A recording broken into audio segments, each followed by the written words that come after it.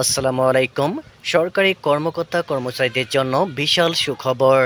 মূল্যস্ফীতির সঙ্গে সরকারি বেতন সমন্বয় করতে পে স্কেল গঠন জানালেন পে সচিব। এ নিয়ে থাকবে আজকের বিস্তারিত আলোচনা। চলুন ভিউয়ার্স, আমরা বিস্তারিত দেখে আসি। প্রধান উপদেষ্টার পে সচিব শফিকুল আলম বলেছেন, উপদেষ্টা পরিষদ ন্যাশনাল পে স্কেল অনুমোদন দিয়েছে। সরকারি, আধা সরকারি এবং স্বায়ত্তশাসিত প্রতিষ্ঠানে যারা কর্মচারী আছেন তাদের পে স্কেল 2015 সালে হয়েছিল। 10 বছর পর নতুন পে স্কেল হলো।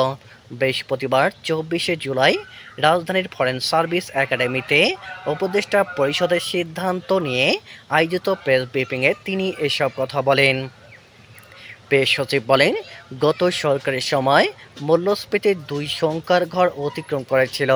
যদিও আমরা গত মাসে 8% নিয়ে এসেছি, কিন্তু মূল্যস্ফীতির কারণে বেতনের যে সমন্বয় সেটা এখনও ঠিক মতো হয়নি। উপদেষ্টা পরিষদ মনে করছে একটা পে স্কেল হওয়া উচিত। এই কমিটির নেতৃত্ব দেবেন সাবেক অর্থ সচিব জাকির আহমেদ খান। তিনি জানান, গোপালগঞ্জের ঘটনায় সাবেক বিচারপতি ডক্টর মোহাম্মদ আবু তারিকের নেতৃত্বে একটি তদন্ত কমিশন গঠন করা হয়েছে।